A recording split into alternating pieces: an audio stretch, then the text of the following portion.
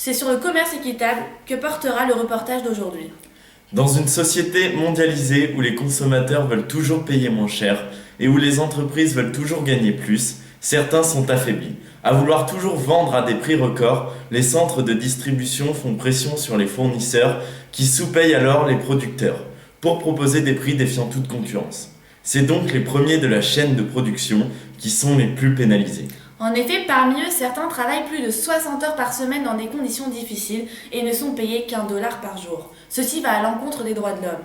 Afin de se battre contre cette forme d'esclavagisme, notre société s'est vue obligée d'intégrer la notion de commerce équitable au processus de production.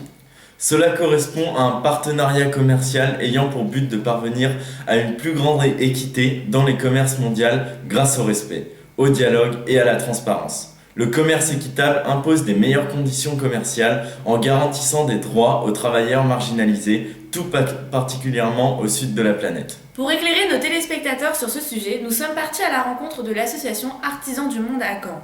L'homme que vous allez voir fait partie de l'association depuis 10 ans et il fait partie du comité de pilotage de cette institution en tant que bénévole.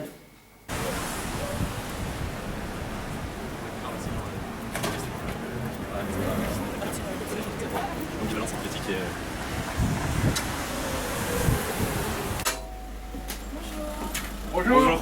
Bonjour monsieur, Bonjour. nous sommes deux reporters de l'envoyé spécial et nous allons vous poser des questions. En quoi le commerce équitable prend-il en compte les questions sociales et environnementales? C'est au cœur même du projet, puisque notre slogan principal, c'est « Autres échanges, autres monde ». Bon, le constat, c'est que le commerce conventionnel international, il est complètement inégalitaire,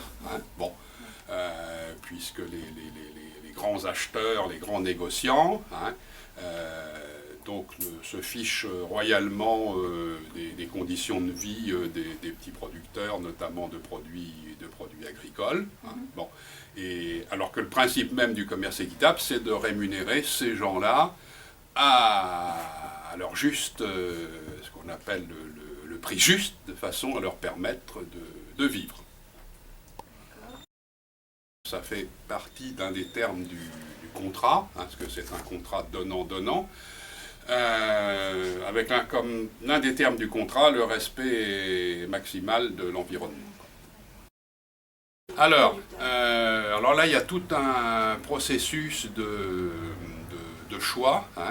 En général, on travaille avec des groupements de producteurs qui font acte de candidature. En fonction de des composantes de leur projet, il y a toute une procédure d'agrément. C'est-à-dire que les produits alimentaires sensibles, soumis à fluctuations boursières, café, cacao, sont rémunérés 2,5 fois, 3 fois plus que dans le commerce conventionnel, qui ne cherche, on sait, qu'à exploiter. Et alors, en contrepartie, donc les organismes de producteurs doivent respecter des conditions de travail, notamment par rapport aux enfants, doivent fonctionner de manière absolument démocratique avec place pleine et entière attribuée aux femmes, et travailler de manière à respecter au maximum l'environnement.